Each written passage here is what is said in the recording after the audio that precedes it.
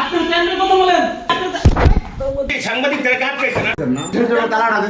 ব্রাহ্মণবাড়িয়ার নবীনগর ইউনিয়ন ভূমি অফিসে জমির খারিজ করতে আসা এক ব্যবসায়ীর কাছে 40,000 টাকা ঘুষ দাবি করার অভিযোগ উঠেছে।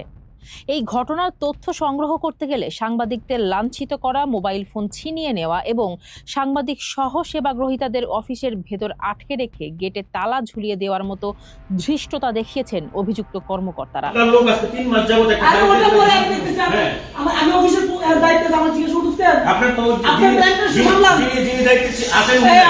ভুক্তভোগী ও স্থানীয় সূত্রে জানা গেছে, আলমাস নামে এক ব্যবসায়ী তার জমির নামজারি করতে নবীনগর ইউনিয়ন ভূমি অফিসে যান।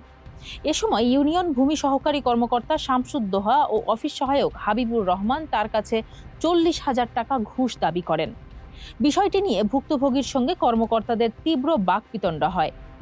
বাকবিতণ্ডার খবর পেয়ে পেশাগত দায়িত্ব পালনের জন্য কয়েকজন স্থানীয় সংবাদকর্মী সেখানে উপস্থিত হয়ে ঘুষ লেনদেন ও বাকবিতণ্ডার দৃশ্য ক্যামেরা ও মোবাইলে ধারণ করার চেষ্টা করলে ক্ষিপ্ত হয়ে ওঠেন নায়েব শামসুদ্দোহা ও কর্মচারী হাবিবুর রহমান। তারা কর্তব্যরত সাংবাদিকদের ওপর চড়াও হন এবং তাদের ব্যবহৃত মোবাইল ফোন ছিনিয়ে নেন।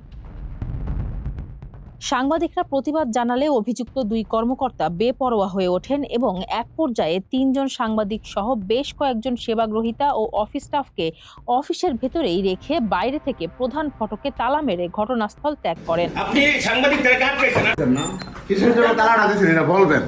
আপনি তালা দিয়েছেন কেন এটা আজকে বলবেন আপনি।